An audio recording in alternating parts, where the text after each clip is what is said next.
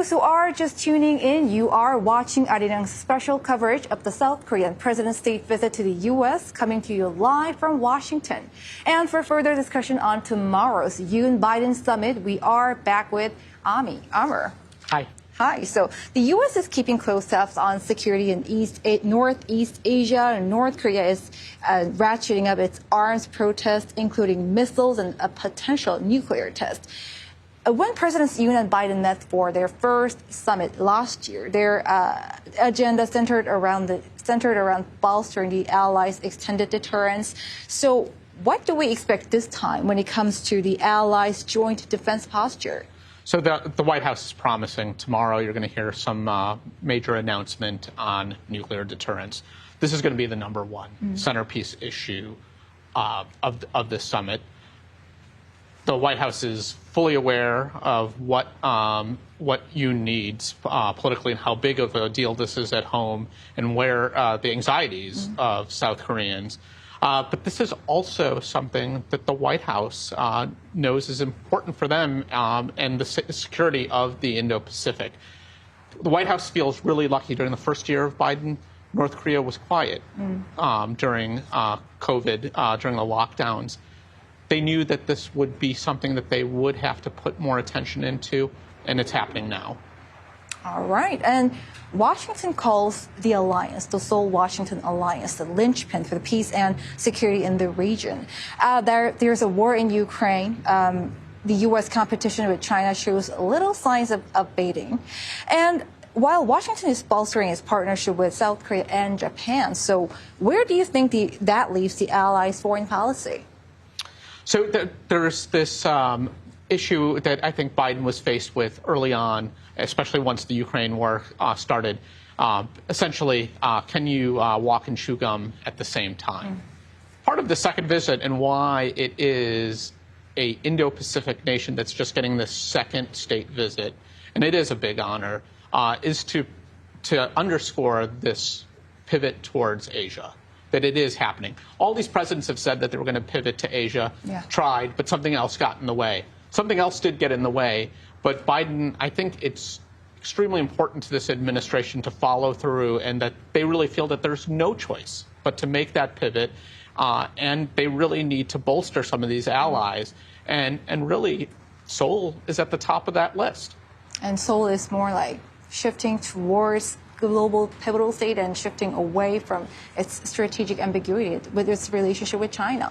Yeah, and it's interesting also how Ukraine fits into all of this. And I think that there's going to be some of that backdrop tomorrow. I don't think you're going to see Biden, obviously calling out Yoon to provide arms to Ukraine. But there is a lot of flattery going on right now.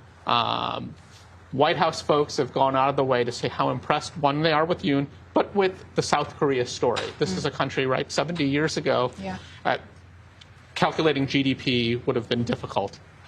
Today, it's one of the biggest economies in the world. It's one of the most advanced. The sophistication, why the importance of chips in this moment, basically any sort of high-tech thing you could think of, South Korea is important. But with that, I think that there's going to be sort of some slight nudging of saying you are an important power, and important powers do big and hard things. All right, so there's some point there. You have some point there. And last year when the two leaders met for the very first time, they met at a Samsung semiconductor factory in Korea. It's a symbol of cutting-edge technology and the economic security. So what do we expect when it comes to bilateral cooperation in the economy? So, the semiconductor issue is huge for the U.S., and I think there's going to be subtle pressure continue to be placed on making sure that advanced materials do not get to China. They're going to try to push Yoon along much in the way that they've gotten agreements from the Dutch and the Japanese. We'll see what happens there. There's obviously stuff that South Korea cares about too, and last year it got a little bit testy or a little bit concerning about the Inflation Reduction Act. I think that's mostly a last year's story. I don't think we're going to hear anything big out of that. a lot of the investments that South Korea is doing in the U.S., including this new battery plant that Samsung and GM announced today. The factory that's going to open, the Hyundai factory in Georgia that's going to open, I believe, in 2024 or around there. A lot of the stuff is going to be getting online. So if the Inflation Reduction Act is still in place, that's a big if, because who knows what's going to happen in this upcoming election. But South Korea is going to be able to benefit from some of this, maybe not right away, but more and more as time goes on if Biden is reelected. And you mentioned the IRA. What about the U.S. Chips and Science Act? Because some watchers in Korea say the U.S. Chips Act demands too sensitive data from chip makers for subsidies. Yeah, I think they're very focused on getting South Korea in the same place that the Dutch and Japanese are. And the U.S. sees this as vital. They want everybody swimming and rowing in the same direction, and there's going to be a lot of talks. I think it's not going to be very public, but the private talks are going to be trying to pull Seoul a little bit closer on this trip on that. And recently, leaked U.S. military documents have sparked controversy over alleged U.S. wiretapping of its allies and partners. Among which is South Korea's top office. Seoul says much of the info is fabricated, while Washington says the alliance stands strong. So will this issue be addressed at the summit tomorrow?